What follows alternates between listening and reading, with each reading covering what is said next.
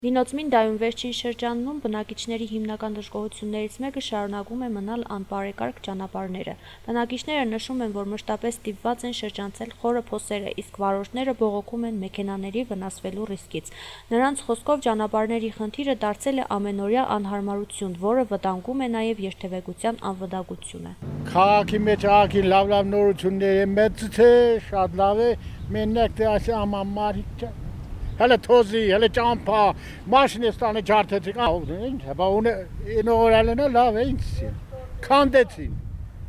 Թե երիտասարդական իքեր ունենք մենք լավ։ Երեխաներին համար իքե շինե